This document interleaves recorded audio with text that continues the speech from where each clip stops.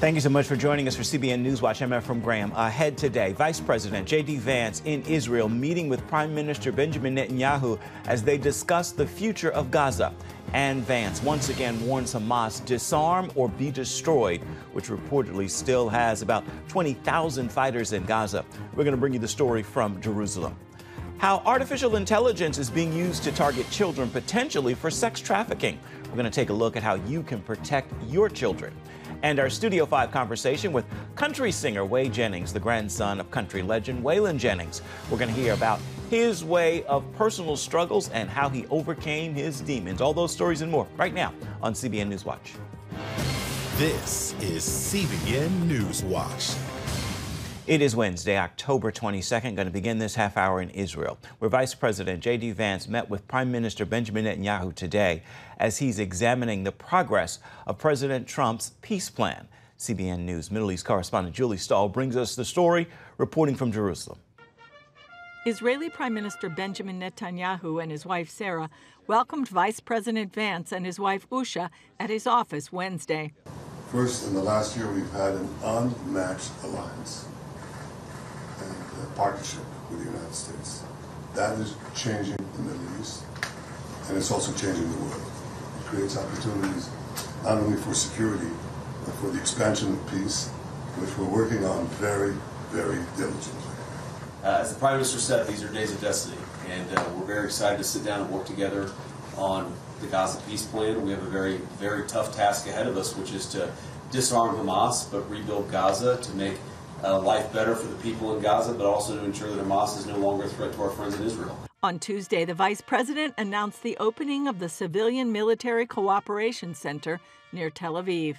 You have Israelis and Americans working hand in hand to try to begin the plan to rebuild Gaza, to implement a long-term peace, and to actually ensure that you have security forces on the ground in Gaza, not composed of Americans, who can keep the peace over the long term. Vance says he's optimistic about the peace deal. And if we get from where we were a week ago to a long-term, durable peace between Israel and Gaza, there are going to be hills and valleys. There are going to be moments where it looks like things aren't going particularly well. But given that, and given the history of conflict, I think that everybody should be proud of where we are today. Vance says the goal is to revamp Gaza and secure peace for Israel. We need to reconstitute Gaza. We need to reconstruct Gaza. We need to make sure that both the Palestinians living in Gaza, but also the Israelis, are able to live in some measure of security and stability. We're doing all those things simultaneously. Alex Trayman, CEO of Jewish News Syndicate, told CBN News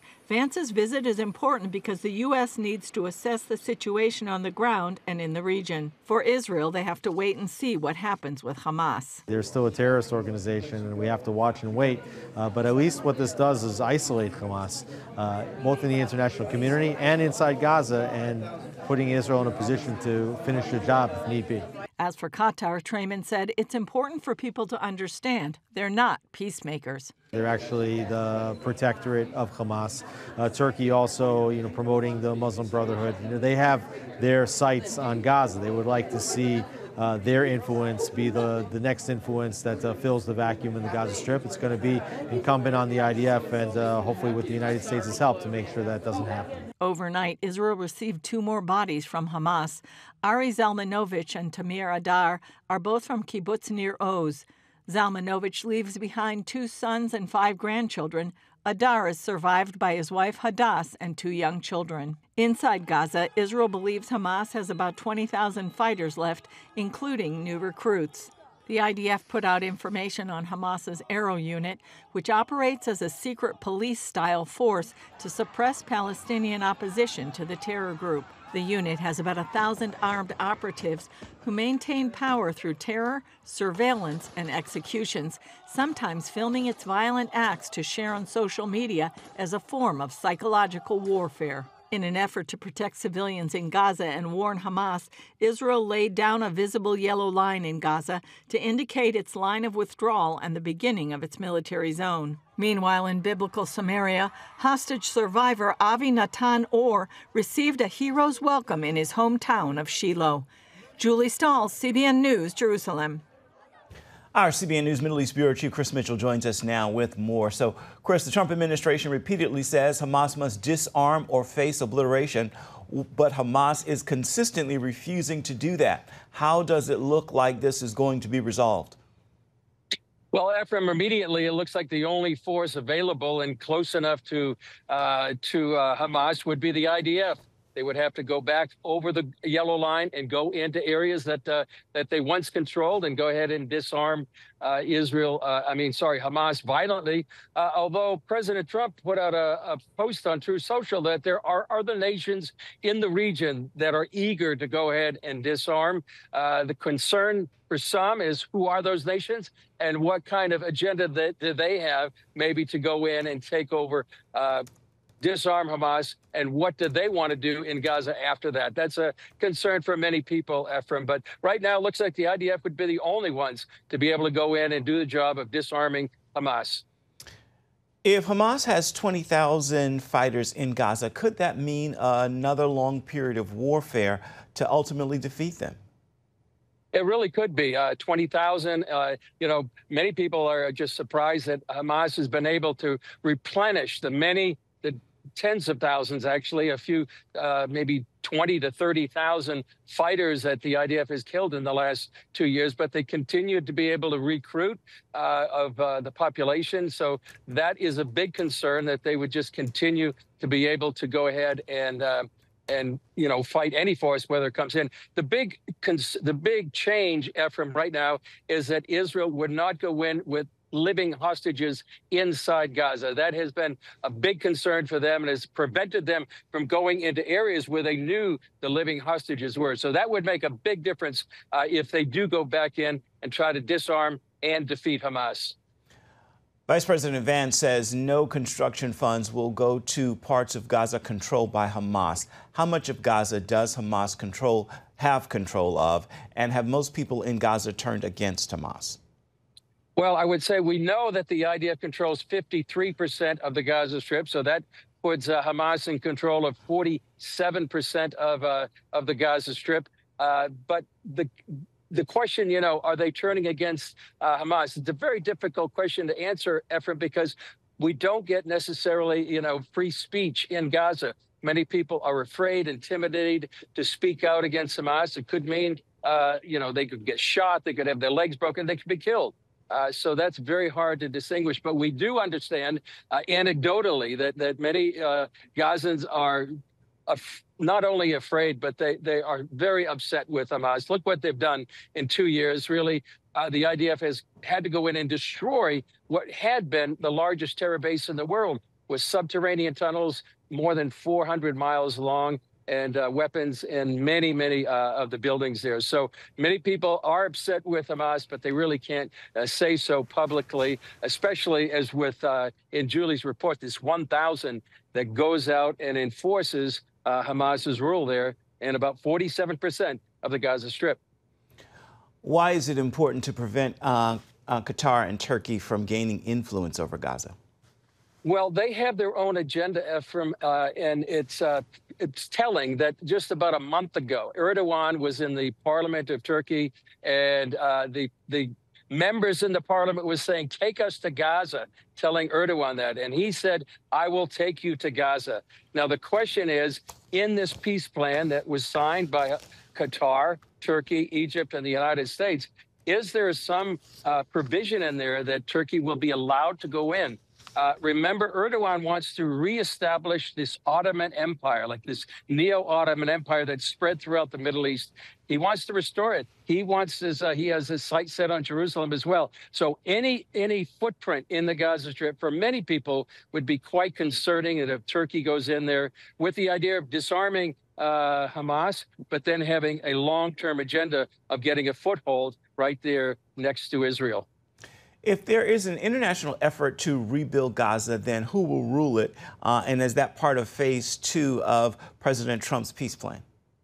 Well, it is part of phase 2. Who's going to rule it? Well, we understand that the Board of Peace that would be chaired by President Trump, I think that is the idea, that who would rule over Gaza. The ISF, this International Stabilization Force, would also play a role, hopefully, when when Hamas is finally disarmed.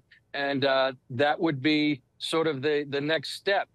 But we also understand that perhaps the Palestinian Authority either wants or may be given some sort of influence there in Gaza, that as if they reform. That's the key. A lot of people don't believe that the Palestinian Authority could reform in such a way that they would be have their own agenda of reasserting their control over the Gaza Strip. Remember, Ephraim, they had it at one time. They had it from 2005 to 2007. They controlled the Gaza Strip, and then it was taken over by Hamas. So that's a big question. Is it going to be this border peace chaired by President Trump? And then enforced by this international stabilization force? And the question we have mentioned before, will Jews be allowed to go back into the Gaza Strip? 9,000 were evicted forcibly in 2005. The Bible says that land was given at one time to the tribe of Judah. And what role could the Jewish people have in a post-war Gaza remains to be seen. Real quick before we let you go, what can you tell us about where you are? Oh, I'm in the Jezreel Valley. Talking about prophecy, we're talking about things that are developing. This is the place where the nations, the armies will gather in the Valley of Armageddon before they go to Jerusalem. And so it's a very prophetic place. It's a very beautiful place, too, and a beautiful day here, Ephraim. So that's where I'm at right now. Beautiful. Thank you so much. Our CBN News Middle East Bureau Chief Chris Mitchell, we appreciate your insight as always and look forward to hearing from you in the days ahead this week. Coming up, a dangerous trend targeting children by using artificial intelligence. Sex traffickers are on the prowl using AI in social media apps, dating platforms, and online games. We're going to explore how you can protect your children when we come back. You're watching CBN NewsWatch. Artificial intelligence plays a huge role in human trafficking. Criminals use social media, sophisticated apps, and chatbots to recruit, control, and exploit children. On the flip side, it is also a powerful tool for law enforcement agencies. CBN Charlene Aaron explains. According to government statistics, nearly 50 million people are trafficked into modern slavery. Some of the weapons these traffickers use are the same social media apps, dating platforms, and online games used around the world. One is the efficiency of their exploitation. There have been reports of them using chatbots to help edit their language to appear more like children in their tone or style of speech, and also even asking some chatbots for step-by-step guidelines on how to initiate grooming and relationship building with children. Haley McNamara serves as vice president at the National Center on Sexual Exploitation. In an interview with CBN News, she highlighted other ways traffickers are using artificial intelligence to their advantage, including the targeting of children. AI-generated child sexual abuse material, whether creating new material out of innocent photos or creating additional material out of maybe one photo or one video. And relatedly, there's sextortion and blackmail, where with deepfake technology, we've seen that you can create very realistic, explicit images of anyone in less time than it takes to brew a cup of coffee. And that can be used to blackmail or extort someone into further sexual abuse as well. Regent University's Center for Global Justice recently brought in experts for a deeper discussion of how investigators are also using AI and technology to fight human trafficking. Bill Wolf spent 15 years in law enforcement, much of it dedicated to combating human trafficking. Wolf then followed that path in the Justice Department, and in 2018 received a presidential medal for extraordinary efforts in the first Trump administration. He talked about how easily people can become a victim. Young people are getting access through various different gaming applications, social media, online chat forums, and traffickers are using those opportunities to be able to groom and manipulate. Wolf also explained how traffickers can control their victims while not being physically present, which makes it more difficult for law enforcement. So you can imagine a police officer that may respond to a hotel where there's a trafficking victim. He enters the hotel room and it's only the victim inside, not the trafficker. The question may be, is it truly a trafficking situation? And so it makes it very confusing for law enforcement to be able to effectively investigate these various different cases while the trafficker is miles or even states away from the physical location. To counter these tactics, Anti-trafficking groups are also finding unique ways to incorporate AI in their fight. Brittany Dunn is with the Safe House Project, which works to identify victims and meet their most critical needs. In May, it launched Simply Report, an AI-powered app for users to report suspected trafficking. Where you can go on and talk about if you suspect that your child might be a victim of trafficking, or that you saw somebody at a hotel or a gas station who looked vulnerable and are in a vulnerable situation, you can validate your assumptions. It will analyze it against a behavioral risk matrix. And if it determines that it's suspected trafficking, it routes it to law enforcement and also to our survivor support team. This tech has had a quick impact. In the first 3 months, we saw over 8,000 signals, 1,200 cases, and 684 victims identified and served. And that's just the beginning. As the trafficking problem grows, McNamara says more tools are being developed to use against it. One way that is especially interesting is projects like Traffic Cam or Microsoft's Photo DNA, which helps analyze hotel rooms and compare those with exploitation images circulating online to help law enforcement locate victims. And they can help by submitting photos of hotel rooms that can then be used to inform law enforcement. Meanwhile, advocates here admit the trafficking war is far from over. They see this embrace of new ways to fight an age-old problem as a major step forward. We know that the traffickers are using AI. We know it is being wielded for evil. And so in order to combat this evil, we must also know how to use this tool. The tool itself is not good or evil, it's how it's used, similar to money. And so how can we wield AI for good? Charlene Aaron, CBN News. Still ahead, our Studio 5 conversation with country music singer Whey Jennings. We're going to hear how he battled his own personal demons and won right after this. Country music's Whey Jennings is the grandson of Country Music Hall of Famer Waylon Jennings, but he's got a gripping story all his own. Take a look. The road I travel has no end in sight. The ghosts I run from chase me through the night. So you've been singing country music now, 15 years professionally? Pretty close, 15, yeah. But you say you've only been doing it right for 5? Exactly. How so? Yeah. Well, I was kind of a mess for most of my career. You know what I mean? It's like, I was addicted to drugs for about 27 years. Oh, I would say a prayer.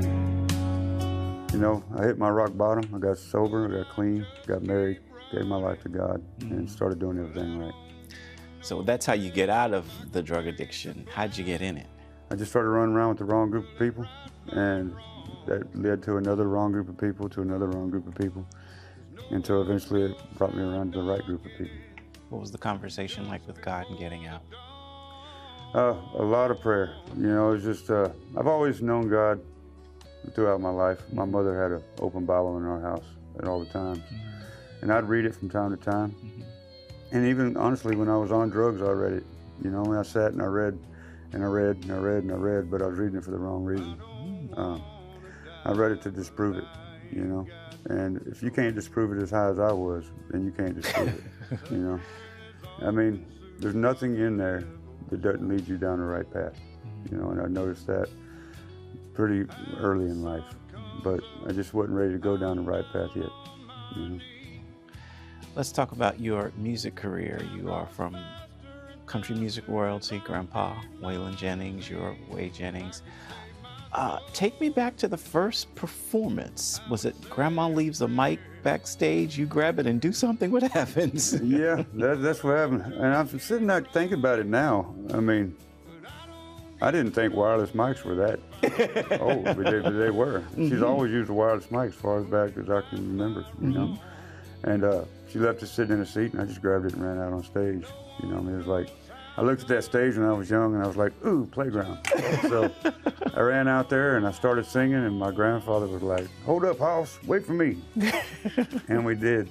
And it just turned into something that the crowd loved. You know, crowds love kids. Yeah. You remember what you sang?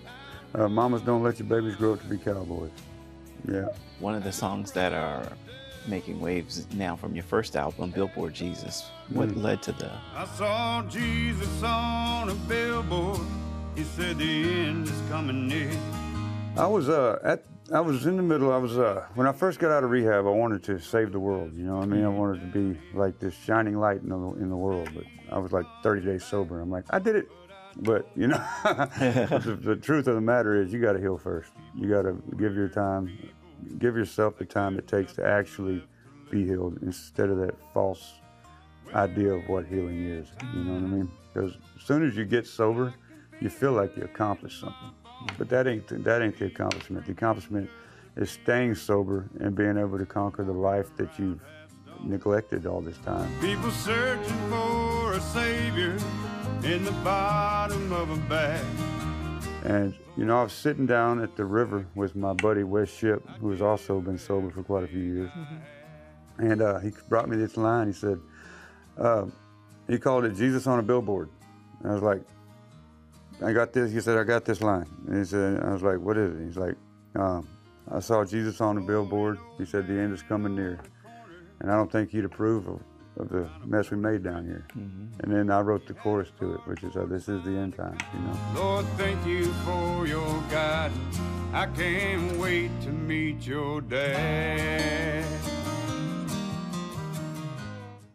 Whey Jennings is coming to town and lending his voice to the Christmas scene while on tour. For more on where and when, check out wheyjennings.com. Tonight on Studio 5, our interview with John O'Leary, who as a child received burns to 100% of his body. His inspiring story is now a film, and you can see that story on the big screen, Soul on Fire. You can also see this edition of Studio 5 on the CBN News Channel at 8 Eastern. You can also watch it on the CBN News app, or you can find it on YouTube. We're coming back with an encouraging word for your Wednesday.